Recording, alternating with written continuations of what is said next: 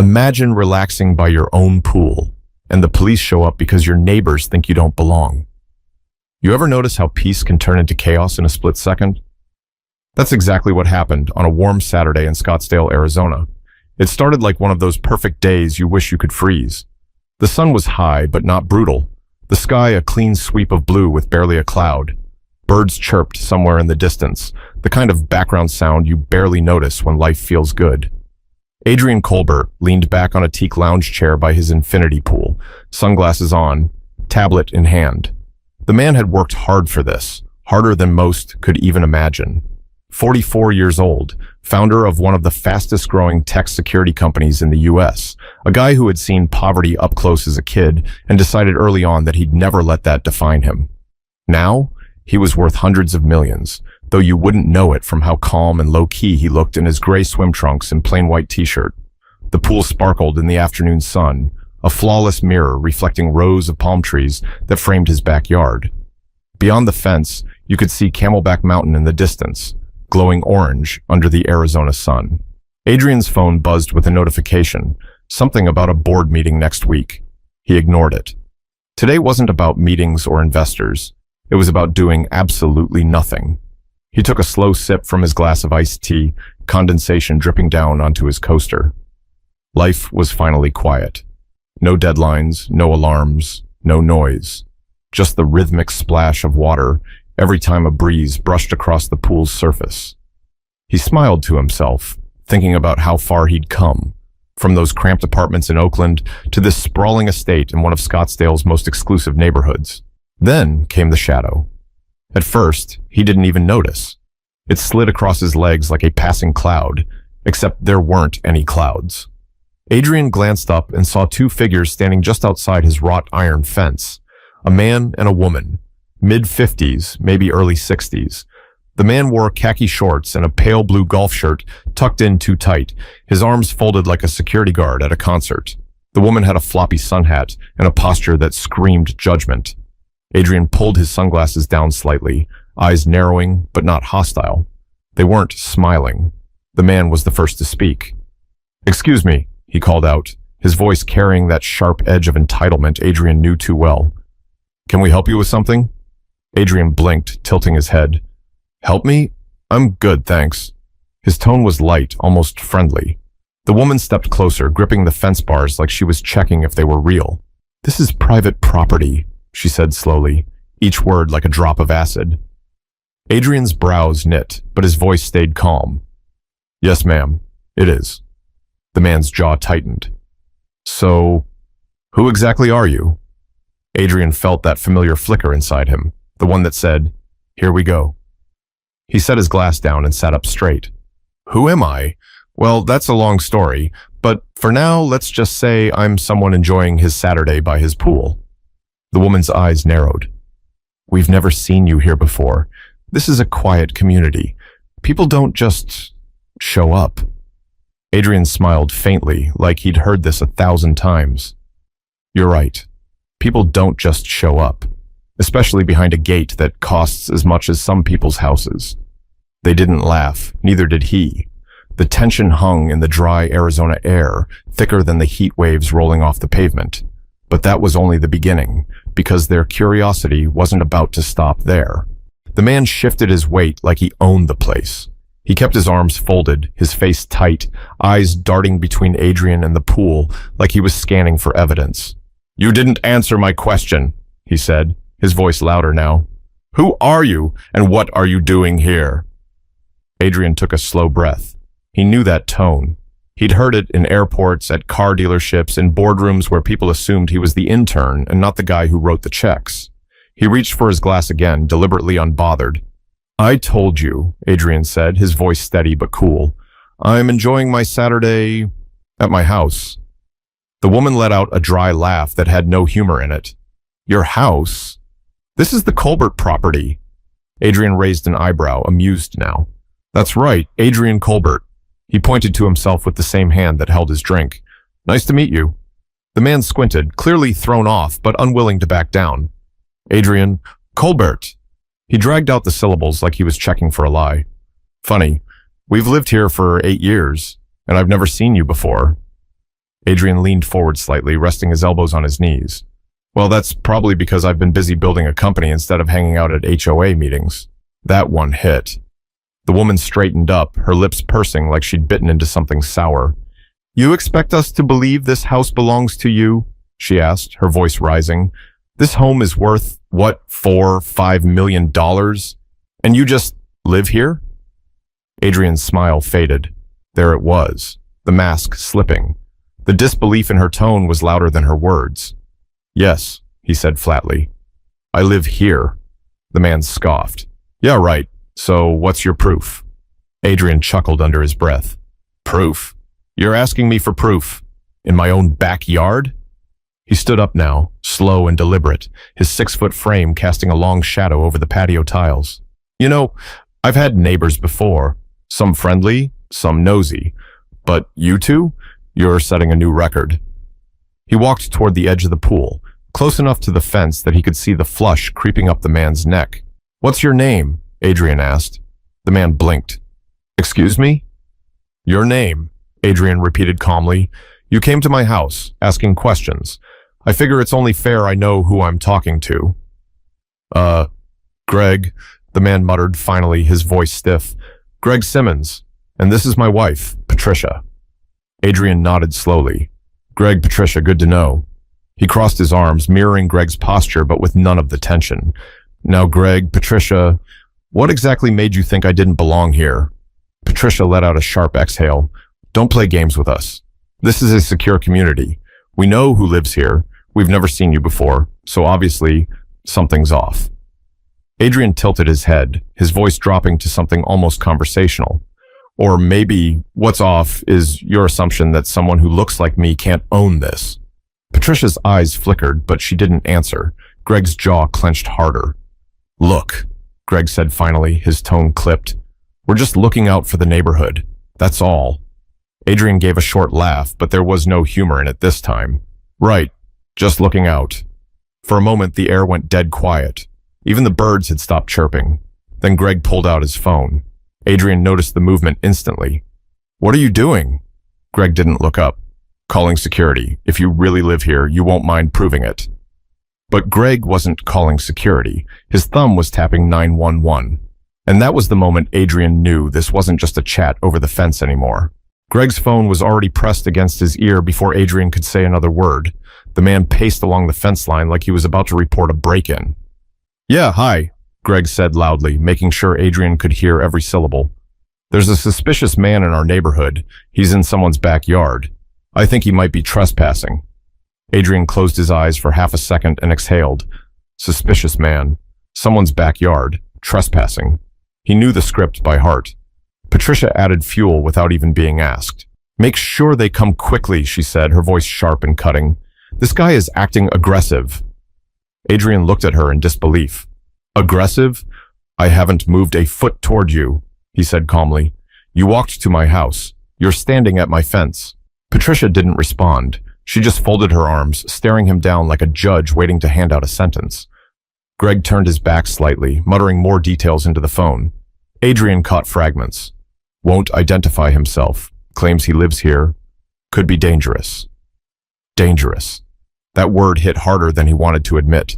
It wasn't the first time he'd been called that without reason, but standing in his own backyard, wearing swim trunks and a t-shirt, iced tea still sweating on the table behind him, it felt surreal. He spoke up, his voice calm but edged with steel. Greg, Patricia, let me make something clear. This is my home.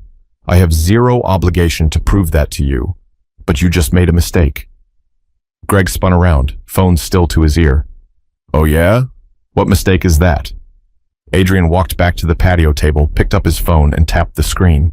The security app opened instantly, showing live feeds from every angle of the property, including one aimed directly at Greg and Patricia. Smile, Adrian said coolly, turning the screen toward them. You're on camera, and so is this conversation. Greg hesitated, his eyes flicking to the camera mounted near the fence line. For a split second, doubt flashed across his face, but then stubbornness took over. Good, Greg snapped. Then the cops will see it too. They'll figure out who really belongs here. Adrian chuckled under his breath. They will, he said softly. They definitely will.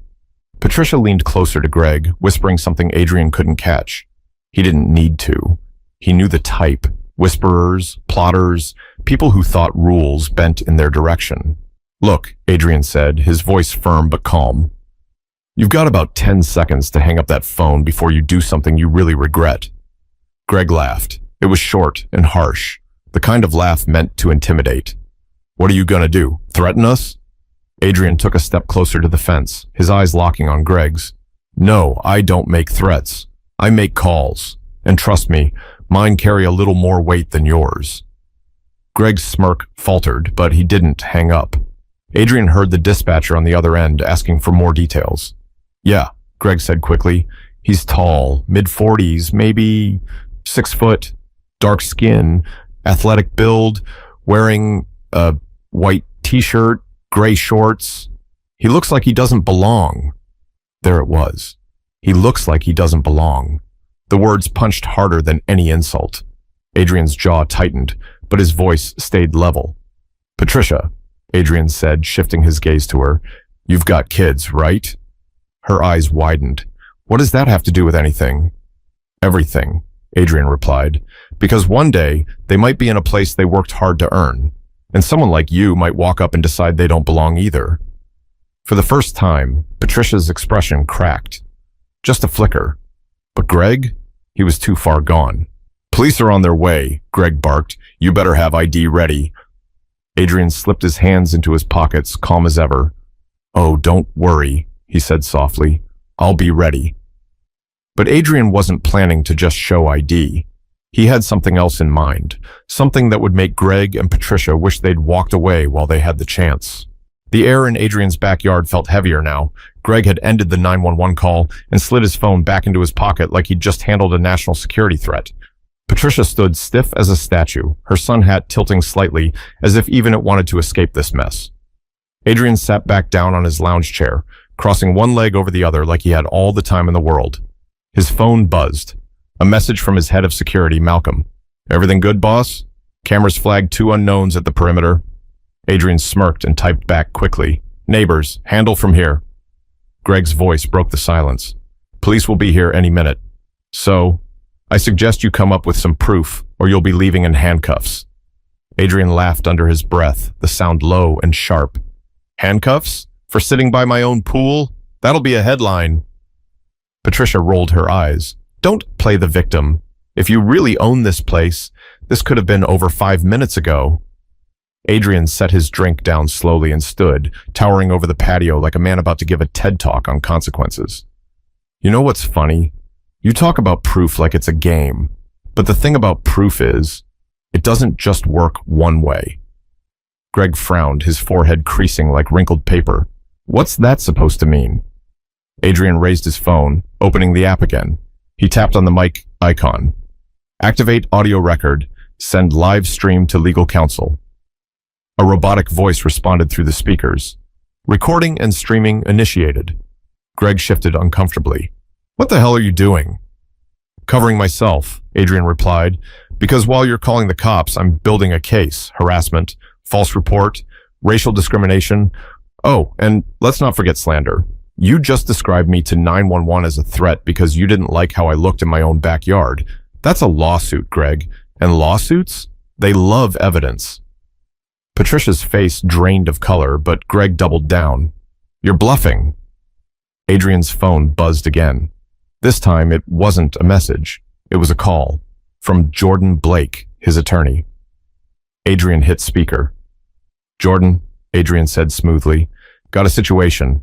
2 neighbors accusing me of trespassing on my own property. They called the police. Jordan's voice was crisp and calm. Everything's recorded. Video and audio, live streams in your inbox. Good, Jordan said. Do not engage further. When officers arrive, identify yourself, then put me on the line. I'll handle the rest. If they escalate, we go legal. Fast. Perfect, Adrian said before ending the call. Greg let out a harsh laugh, but it sounded nervous now. Oh, you think calling a lawyer's gonna scare me? You really think the cops are gonna take your side? Adrian stepped closer to the fence, his voice dropping to something that made Patricia instinctively take half a step back. Greg, Let me give you a free piece of advice. When this is over, you're going to wish you just said hello and walked away. But now, you've put your name on a false police report. And that's not just embarrassing, it's illegal. Patricia's lips parted like she wanted to argue, but no words came out. For the first time, her confidence cracked. She glanced toward the street nervously, as if hoping the cops would hurry up and end this nightmare. Adrian turned his gaze toward the driveway. In the distance, faint red and blue lights began to flash against the stucco walls of neighboring homes. Sirens didn't wail. They didn't need to. The presence alone was enough to make Patricia clutch her sun hat tighter. Adrian smiled faintly. Looks like the guest list just got bigger. But Adrian wasn't worried about the police. He was about to turn this entire situation into a lesson Greg and Patricia would never forget. The flashing lights reflected against Adrian's sliding glass doors as the first patrol car rolled up to the curb. 2 officers stepped out, one male, one female, both scanning the scene like they'd walked into something strange, which they had. Adrian stayed put, standing tall by the pool, calm as ever. Greg waved his arms like he was signaling a rescue helicopter. "Over here," he shouted. "That's him. That's the guy." The officers approached the fence slowly, hands resting near their holsters but not drawn. The male officer spoke first. "Sir," he said to Adrian, voice steady but firm. "We got a call about a possible trespasser. Can we see some ID?" Adrian nodded politely. "Absolutely, officer, but before I do, let me make something clear. I live here. This is my property." He gestured to the massive home behind him, the gleaming pool, the landscaping that screamed money and time. The female officer's eyes flicked from Adrian to Greg. "You're the homeowner?" "Yes," Adrian said evenly. "Adrian Colbert, CEO of Colbert Cybersecurity Solutions. My name's on every document tied to this address." Greg scoffed loudly from behind the officers. "He's lying. I've lived here for years and I've never seen him before. Look at him. Does he look like someone who owns a $5 million property?" That line hung in the air like smoke. Even the officers' expressions shifted slightly. Adrian felt the weight of those words, the way they carried everything Greg didn't dare say out loud. The female officer spoke again, her tone measured. "Sir, if you could just show us some ID, we'll get this sorted out quickly." Adrian reached for his phone and wallet on the lounge chair, slow, deliberate movements. He wasn't about to give anyone an excuse. He handed over his driver's license first, then opened an app on his phone that displayed his name on the property deed, HOA records, and even the security system dashboard, all tied to him. "Everything you need is right here," Adrian said calmly. "Address matches the license. The property's registered under my name and trust." The officers exchanged a look. The female officer nodded slightly, confirming the match. "Okay, Mr. Colbert," she said, her tone softening. "Thank you for cooperating." Greg's face twisted. "You're just going to take his word for it?" The male officer turned to Greg, his voice clipped now. "Sir, his ID and documentation match the property records. He's the legal owner." Patricia's mouth opened, then closed again. She looked like someone had pulled the ground out from under her. Adrian slid his sunglasses back on, his voice smooth as glass. "Anything else you need, officers? Or are we done here?" The female officer hesitated, then shook her head. "No, sir, you're good. Sorry for the inconvenience." Adrian gave a polite nod, then pointed toward Greg without even looking at him. "You might want to explain to these officers why you made a false report. I'm sure the dispatcher has everything on record." Greg's face went from red to pale in seconds. "False report? I was protecting the neighborhood." The male officer's tone turned sharp. "Sir, calling in a false emergency can carry penalties. If the homeowner wants to press charges, that's his right." Greg's jaw worked like he was chewing rocks. Patricia looked like she wanted to disappear behind her sun hat. Adrian stepped forward, resting his hands casually on the fence. "Don't worry," he said softly, his voice calm, but with an edge that could cut steel. "I'm not pressing charges. Yet." The officers started to wrap things up, but Adrian wasn't finished. Not even close. Because while Greg thought this was over, Adrian was already planning the next move. The one that would flip this entire situation on its head. The officers gave Greg and Patricia a quick rundown of the penalties for making false reports, but Adrian?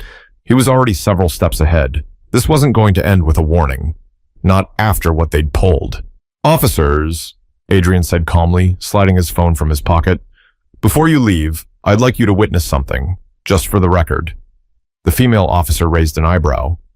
What's that, sir? Adrian tapped the screen and put the phone on speaker. The call rang twice before a voice answered, sharp and professional. Jordan Blake, the voice said. Jordan, Adrian replied, his tone smooth. You're live on speaker. 2 officers are here with me. My neighbors, Greg Simmons and Patricia Simmons, just accused me of trespassing on my own property and called the police.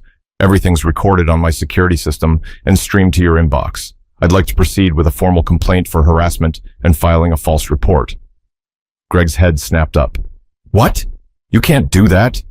Jordan's voice was calm, almost amused. Oh, Mr. Simmons, we absolutely can. Under Arizona law, filing a knowingly false police report is a misdemeanor. Couple that with harassment, and you're looking at civil liability.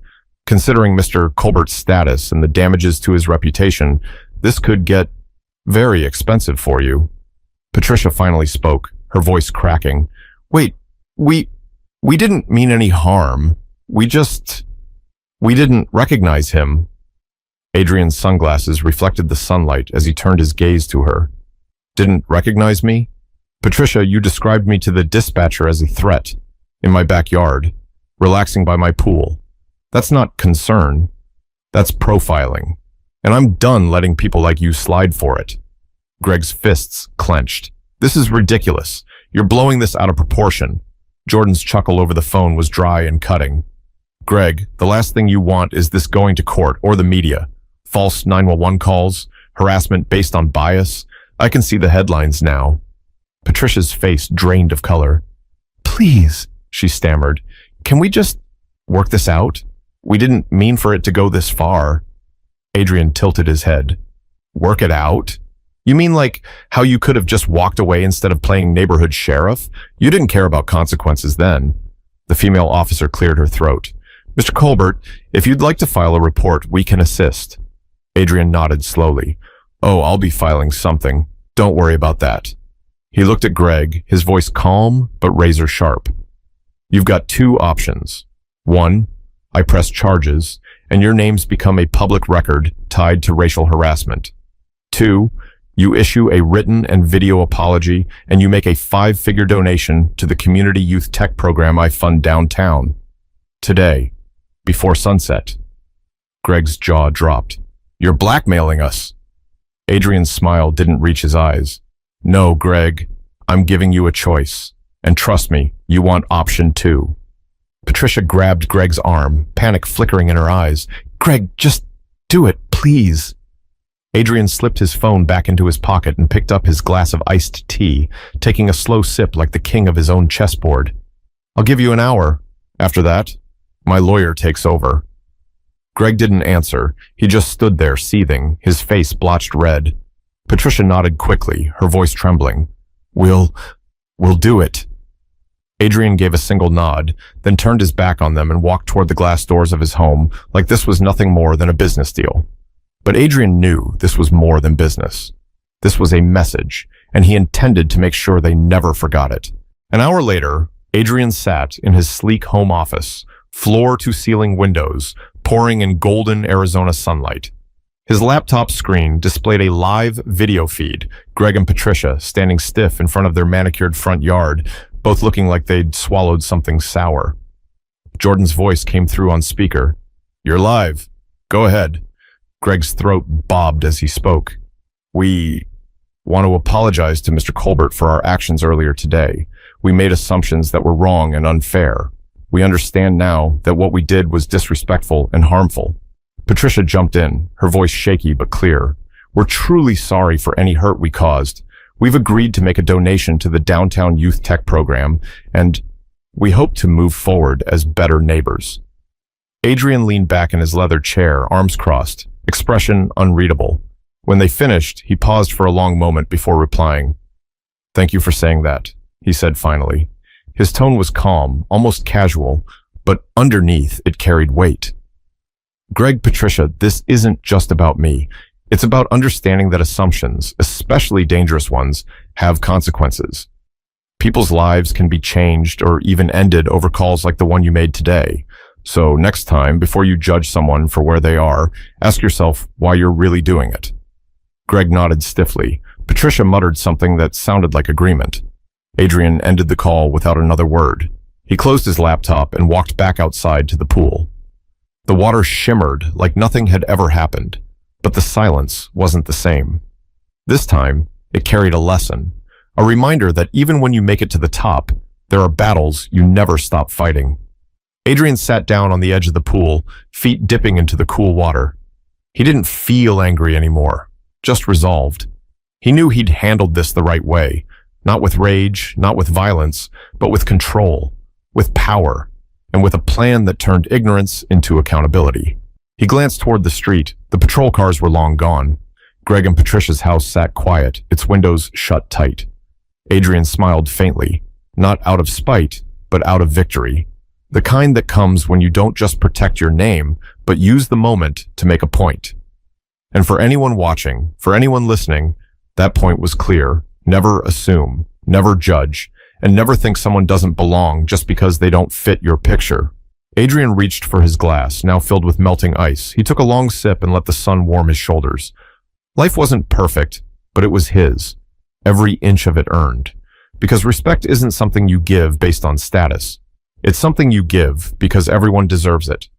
What would you have done in Adrian's position? Would you have taken legal action or handled it differently? Let me know in the comments, and if you believe respect matters more than assumptions, share this video with someone who needs to hear it.